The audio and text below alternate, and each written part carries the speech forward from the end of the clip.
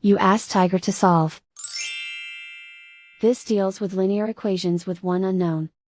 The final result is u equals 5. Let's solve it step by step. Swap sides.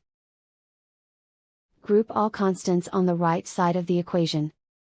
Add 7 to both sides. Simplify the arithmetic.